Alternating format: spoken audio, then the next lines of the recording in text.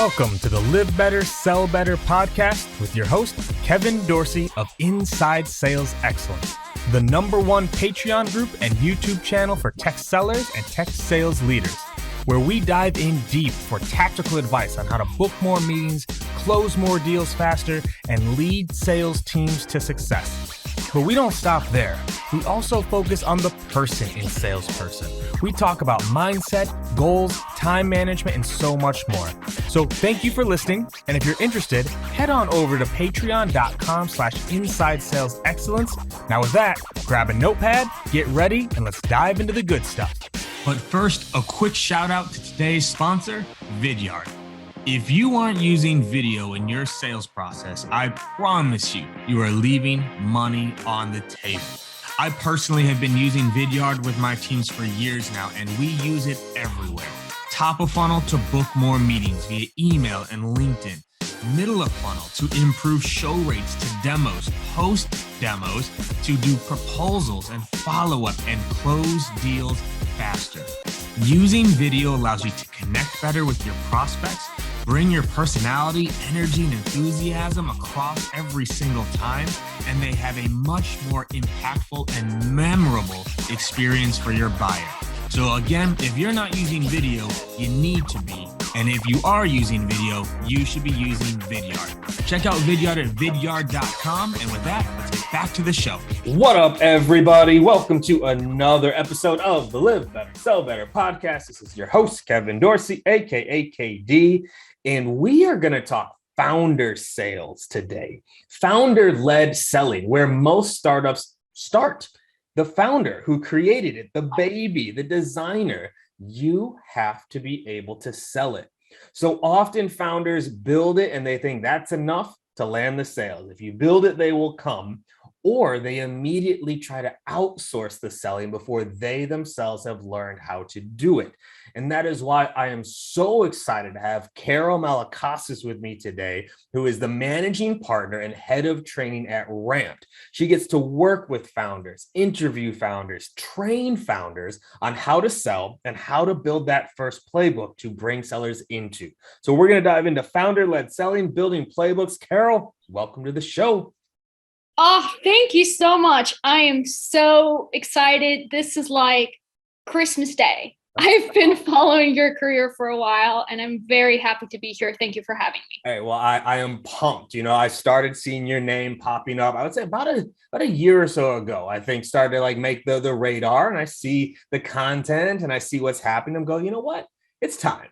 It's time to bring her in and talk about this. And when I reached out to Carol, I asked her for some topics. And one of the things that she suggested was around this idea of, founder-led selling, which we haven't talked about on the show yet. And so I would love to dive into this with you, because you get to talk to a lot of founders. And where I actually love to start these things are the common mistakes. Like, what are some of the common mistakes you see founders making when they are first trying to bring a product to market? How much time do you have? We have roughly 37 minutes. Okay, I think we're good. So, I think it starts even before going to market or deciding we need to go to market. So there's this idea, which you just mentioned a few seconds ago, that, if I build it, they will come. No one's going to come. No. Nobody knows. How can people know? And, I've seen this so many times where I speak to founders and I'm like, okay, great. What have you done so far? What's your sales strategy? Or what are you looking to accomplish? And they don't have an answer. And to me as a salesperson, because I've been selling for 11 plus years now, it baffles me because these are some of the smartest people. They've gone to an Ivy League school, they're engineers, they built this product, they understand the different possible applications, but sales is almost like an afterthought.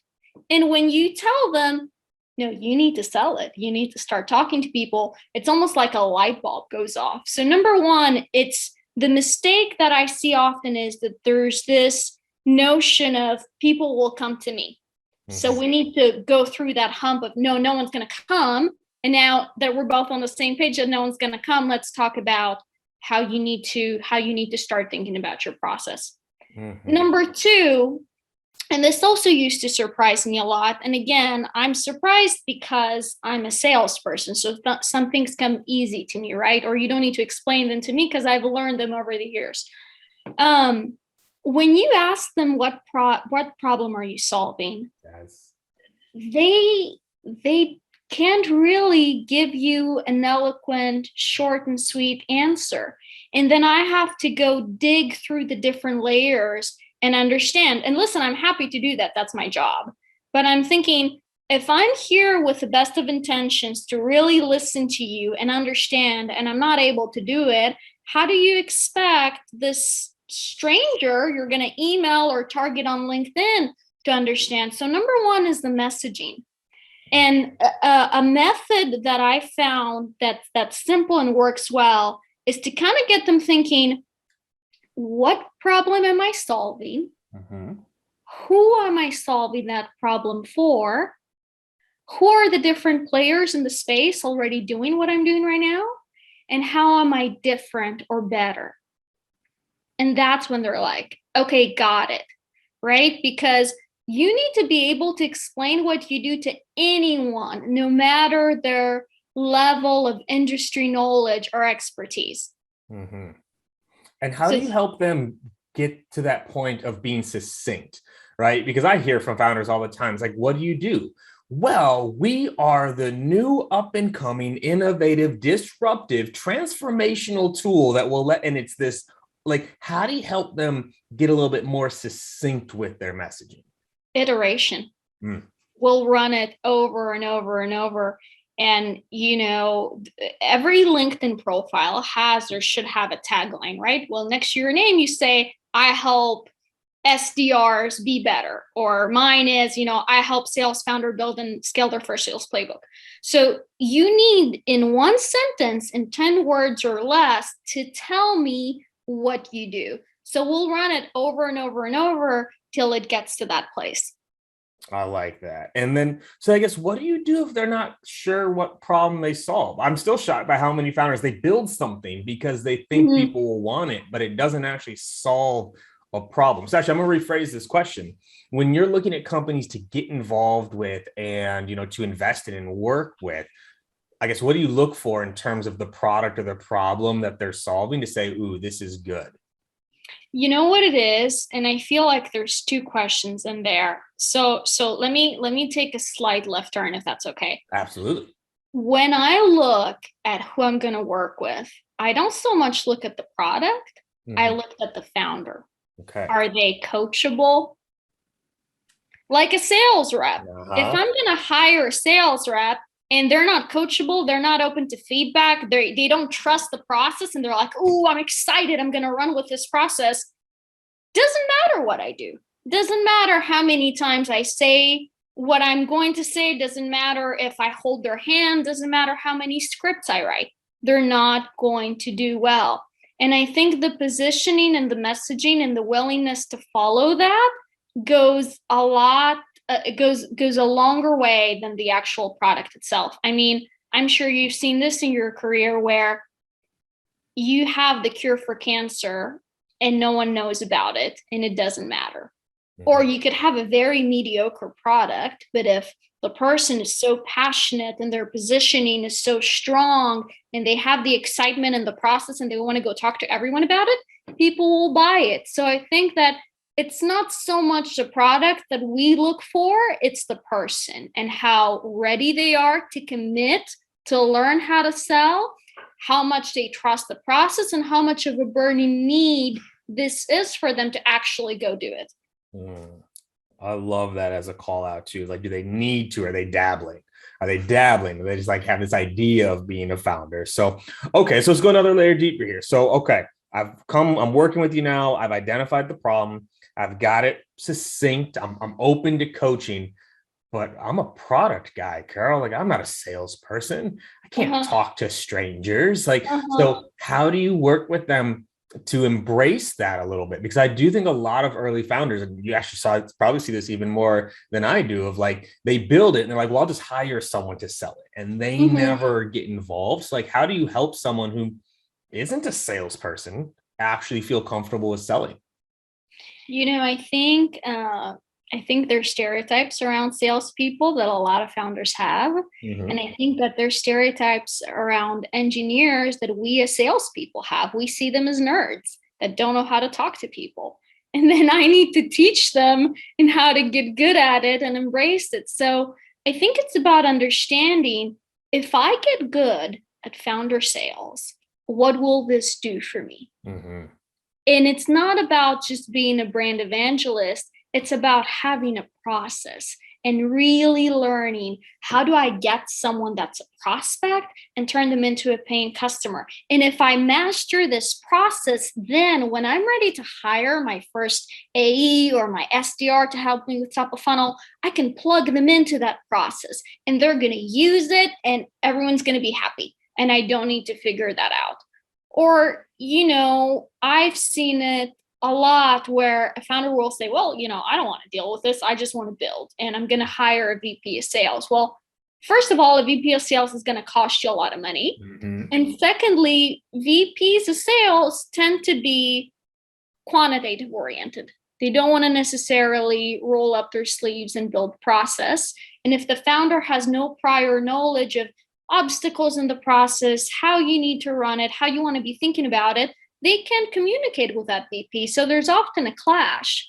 And I think that when they realize the importance that this is going to, how important this is going to be and how much it will help them not burn through cash by hiring the wrong people, not burn through cash because they're burning through great leads because they don't know how to close them. Not burn through cash because they're onboarding customers that are not a great fit and they churn. It just opens their minds to all the possibilities and all the which ways where they can communicate with their customers. And I think that once they start to realize that, they really love it and they get good with the idea that this can be a superpower for me and I want to get good at it. I love it. And you touched on some of my favorite things here. So we're going to go on it, right? This idea of a sales process. Because like my big whole thing is, right, you manage processes, you develop people. You don't manage people. People are unmanageable. You can't manage us. We don't even know how to manage ourselves, but you got to create a process, right? So where do you start? And this might even be where we're starting to get into the playbook a little bit, because like the playbook is the documented process. So where do you start kind of this sales process with them in terms of trying to make it repeatable? Yeah, great question. So when people come to us, they're at a different point in their sales journey. Typically, 90% of our customers just raise seed, $2-3 million, so they can, afford to go through this. And they also realize, and some of them also have pressure from their investors, that I need to go sell.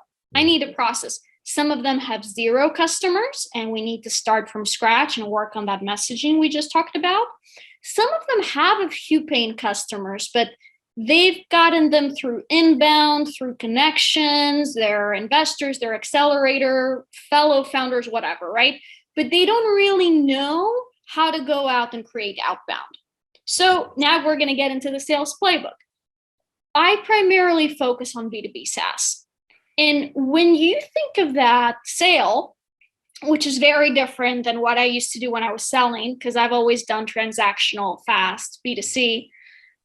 When you think of the B2B SaaS sales playbook, there's really, let's call them 4 pillars. Number 1 is lead gen, right? How do I attract activity top of funnel? Where do these people live? How do I start talking to them and create some initial interest? Number 2, and this is where most people mess up, how do I qualify them? How do I make sure that KD is a qualified opportunity to revenue for me? How do I know he's not a window shopper or that he has a burning pain I need to solve? And then after I qualify that person, I understand where they are, where they're looking to go, how my product can plug in. How do I demo them? And how do I create a custom demo to their needs versus my cookie cutter sales pitch that I just kind of go around and show people and hope that they'll come on? And of course, between that stage, between demo and close, you have objection handling, you have the right way to structure pricing, you have sending a proposal, you have negotiation, and then you have the close. And sometimes we'll work with some more technical clients, that mid-market enterprise sale where you have multiple decision makers you need to pitch, you need approval from, I don't know, legal, finance, you need a validation event, you need a mutual action plan, et cetera, et cetera. So you kind of need to paint out that playbook for them and then say, okay, this is how you go through each part of it. Mm-hmm. And so let's touch on that a little bit, and we can almost go line by line here, right? So where do you start with a founder for lead gen, right? Like what kind of advice or tips do you give them to generate some of that top of funnel action?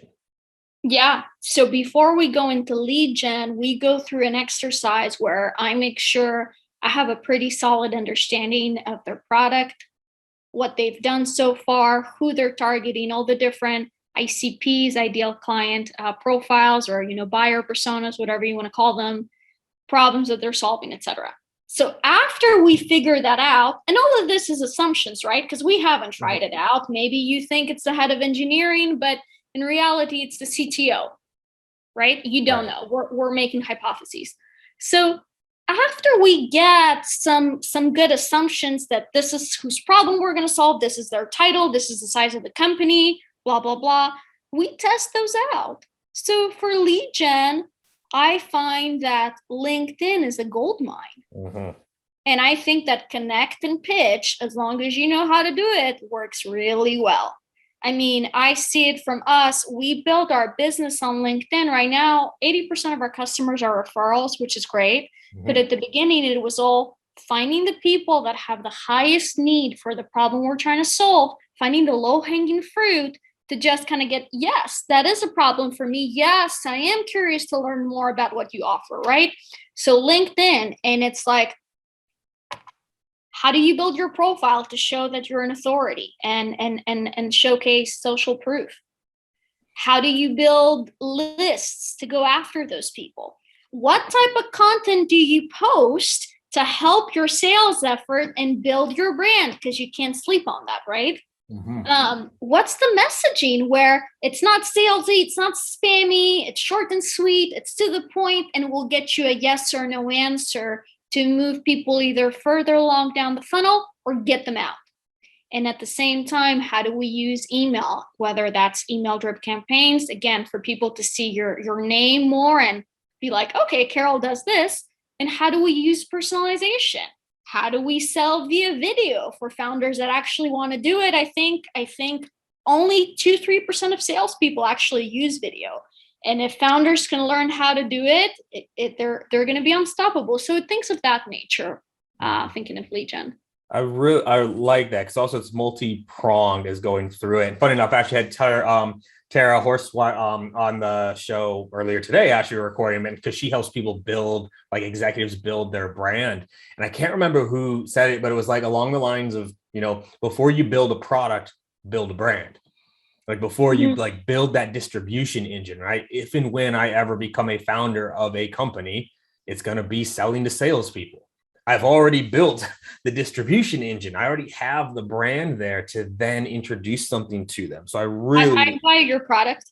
Right? Like I don't need to know what it is. I'll just buy it. Right. And you have that trust, right? Like you build enough, you give enough, and then the trust is there. So now I want to flip to then the demo, because founder demos seem to be on two paradigms. Either they're actually really good because they know the prospect and they know it, or they're just off the deep end, it's just a complete pitch fest the entire time. Yes. So what do you coach your founders on in order to run a good demo? Well, before the demo, they need to do a discovery.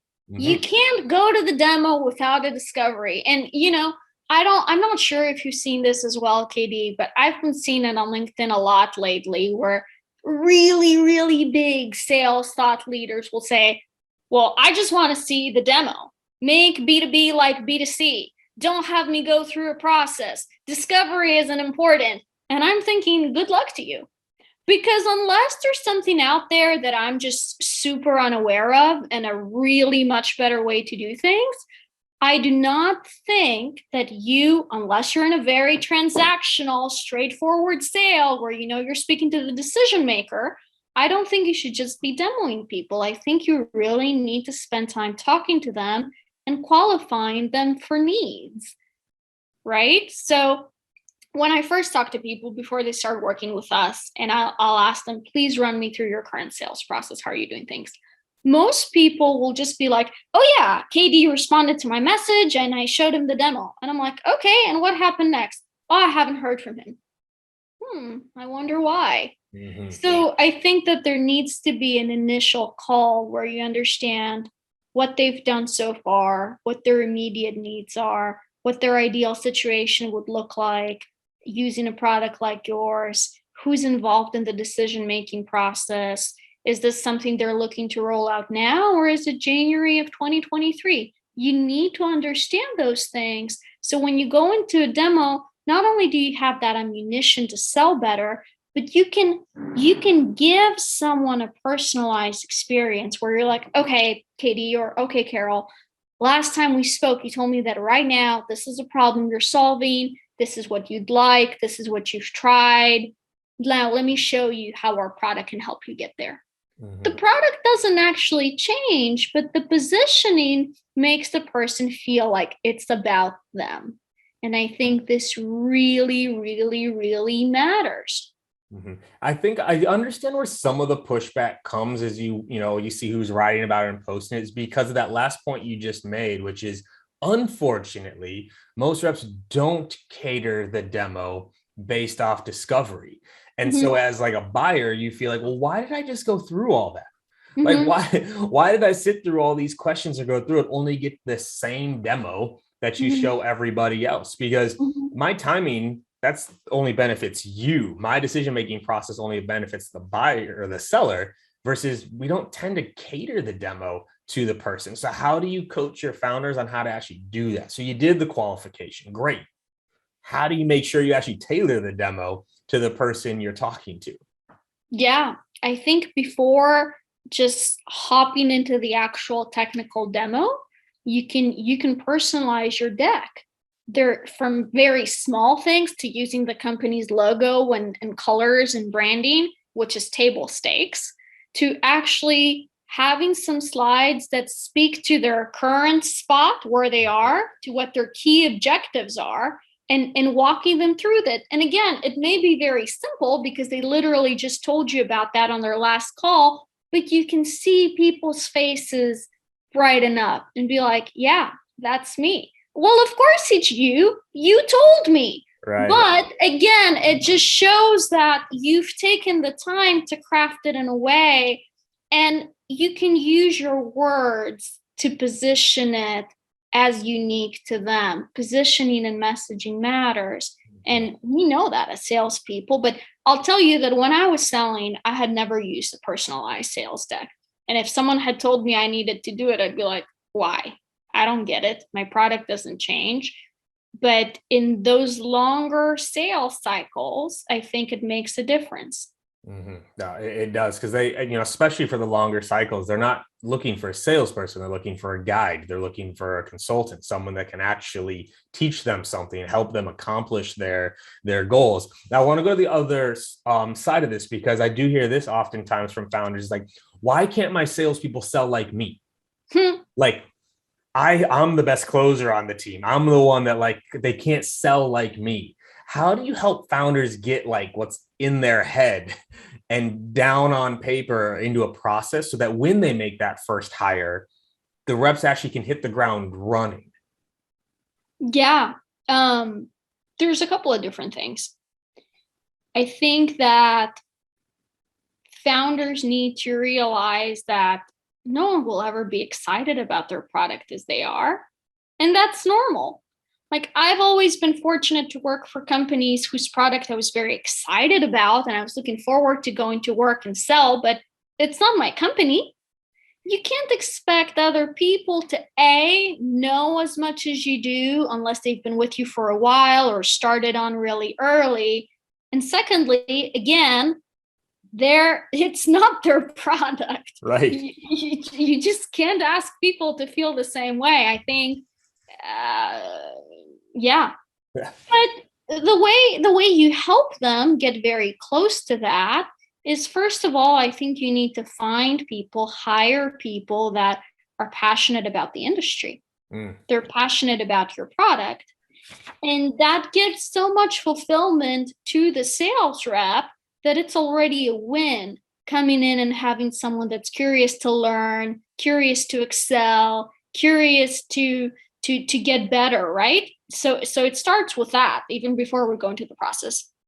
Number two, when you do decide to hire salespeople or AEs, SDRs, you need to have a process down. I don't want to come into an organization where I need to figure it out.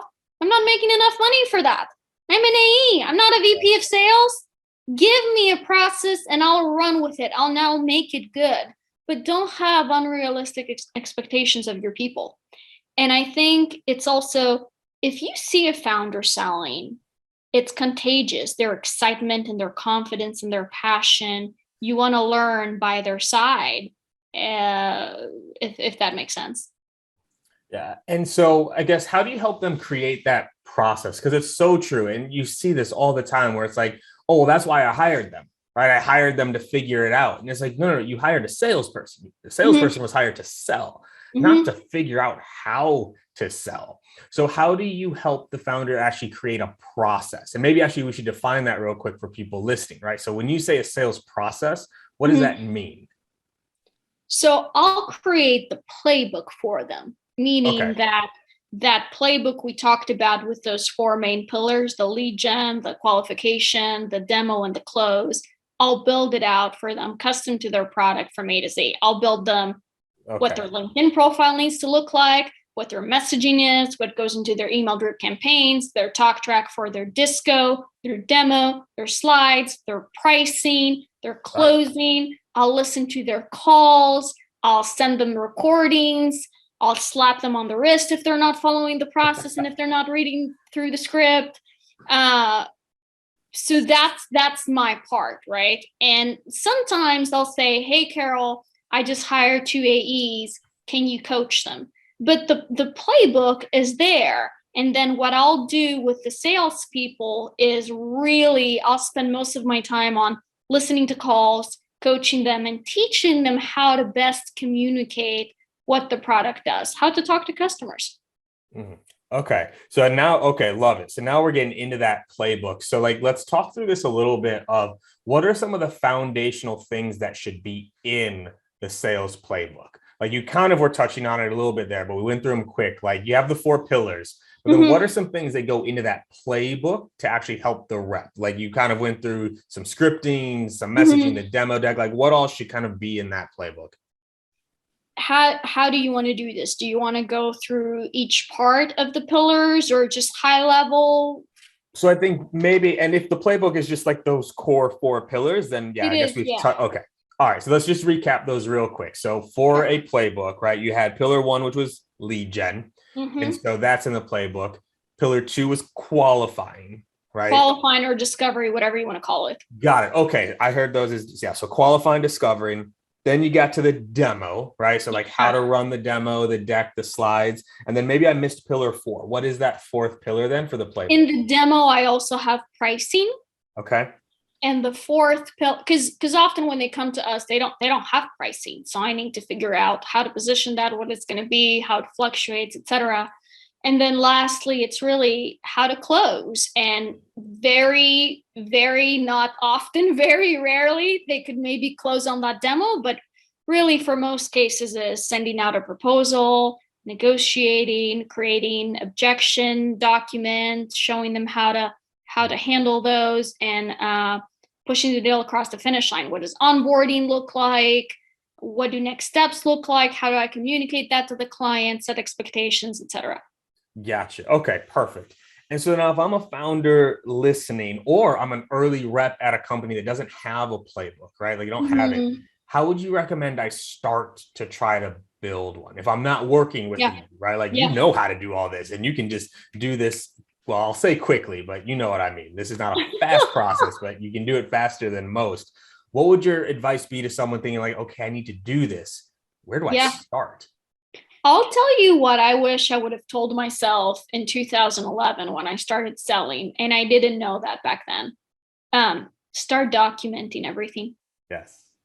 Start documenting every single thing you do and try it out. But don't try it out once. Try it out a lot of times. Put in the reps, record your calls, listen to your calls. I think the ROI on listening to calls is massive. And doing reps, whether it's role playing with your boss, with your team members. I used to role play with my partner at the time. I'd go back from work and I'd be like, hey, I need to read my script to you. Yes.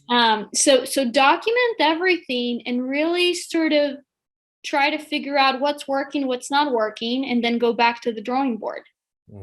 Yeah, and I especially love like that last part there of just it never stops. I think oftentimes people, build the playbook and then it just gets dusty on a shelf somewhere and no one ever touches it. No one ever comes back to it. And this is a constant optimization and updating as you go through it. And so, okay, so we're already at 30 almost now. Like, what haven't we touched on yet? When you think about, founders that are looking to improve their sales, what else? What haven't we touched on that you've seen it work? It's important for them to hear.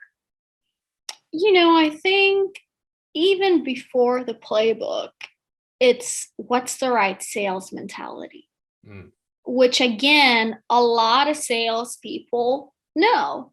They know that the two things you can control are your attitude and your effort. And if you control those things, everything else will come. Or the idea that every no gets you closer to a yes. You make all these cold calls, you go through all these demos, and you start to document to track your metrics. How many no's do I need to get into a yes? How many messages do I need to send to get someone to say, yes, let's hop on a demo? How many demos do I need to run to close a sale? It's getting into that mentality that it's a numbers game and that you need to put in the work and you need to be happy when you're putting in the work. I remember, this is silly, but it's a story I love. When I started selling, I wasn't very good at it at all. And I needed the job. I had done outside sales. I was a founder myself, but I had never worked in a startup. And I got hired at this job, and it was inside sales, heavy cold calling, 100 to 150 calls a day. And I sucked. I was so bad. And I was trying so hard. I'd stay late. I'd role play. I'd bother my manager, the best reps. I really wanted to do well. And one day someone said, why don't you put a mirror on your desk so when you're calling, you're smiling? Because people will hear it in your voice. And I was like, that's the most ridiculous thing I've ever heard. And I started doing it and it worked. Yeah. And I'm not saying everybody should have a mirror on their desk when they call, but there's things you can do to make sure you're setting yourself up for success. Whether those are your metrics, whether those are subtle things like I have a sticker on my laptop that says shut up.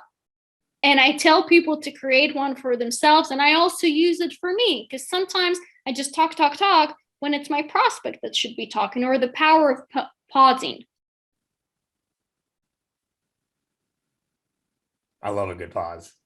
I love a good pause, right? Like, and it's funny enough too. Like, obviously, this is mostly audio, but I can show people on video. Like, I keep like my affirmation cards at the desk as well, where it's just like the reminder of like, hey, like I'm committed, I'm caring, I'm focused, I'm disciplined. Like, just reinstilling the mindset that you need to have, because we all get in low spots. We all get to a place of like, why am I doing this? Like, what is this all about? And then these things can pull us back in and get us back on track. And so I'm loving this. Actually, bonus question here, because I think this is actually important. Okay.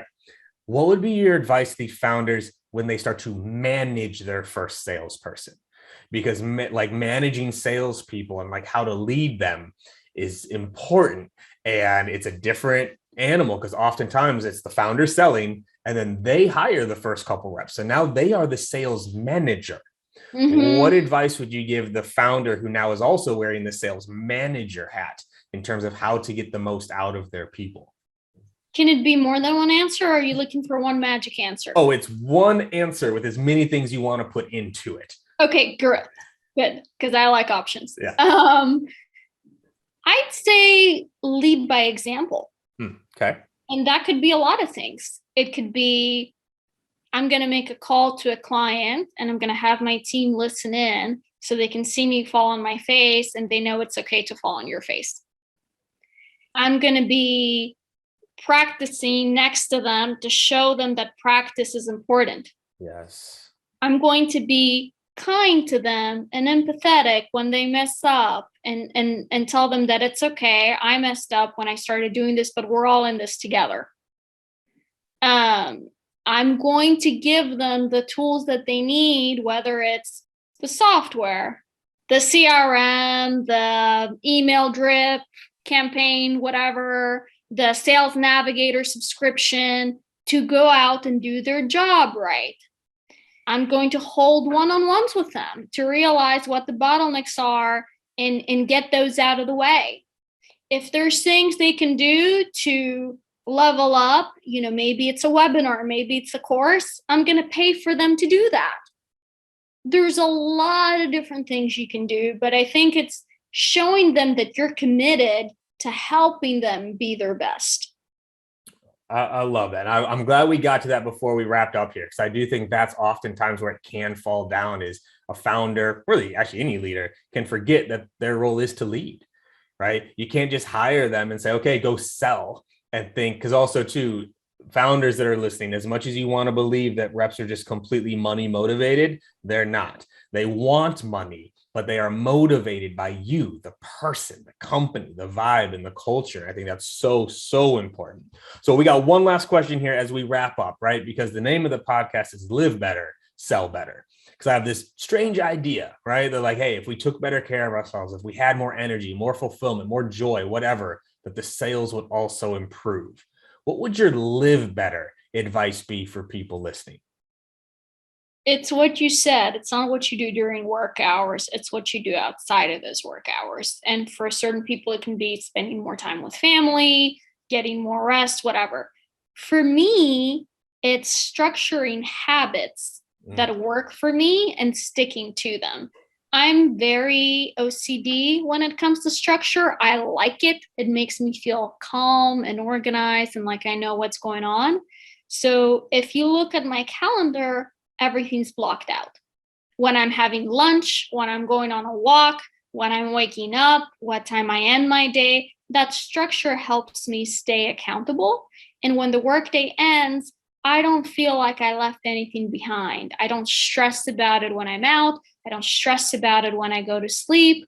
So structure really works for me, but I don't think I can give you universal advice. Everybody needs to find what's for them. But for me, knowing that I've taken care of everything that I need to take care of during the hours that I decide to work makes me feel really good about everything else that I'm doing.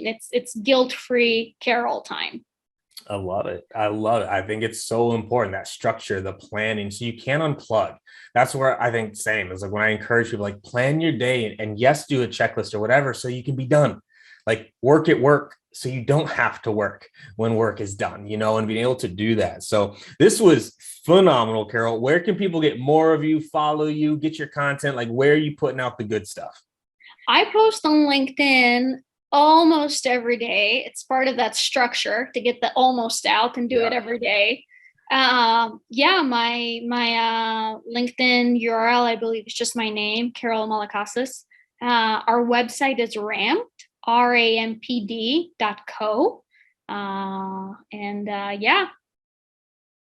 Love it. Awesome. Well, Carol, this was phenomenal. I know this is going to help founders listening and hopefully inspire some salespeople to get into starting their own companies, because I still don't think there's enough of us running companies. We get hired in, but I don't feel like we have enough sales founders out there yet. And so hopefully this can inspire them.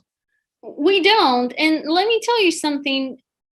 I switched from sales to consulting without having ever done consulting before. And I'd say I'm doing pretty well. I don't think there's a reason why salespeople can take that knowledge that they get every day by talking to people and go build something. If engineers can sell salespeople can be founders. Yes, that's what I'm talking about. Well, hopefully we get more, and hopefully they reach out to you to do it the right way. So I appreciate you, Carol. This was great. Thank you so much for your time, energy, and insights today. Thank you so much. This was awesome. Hell yeah.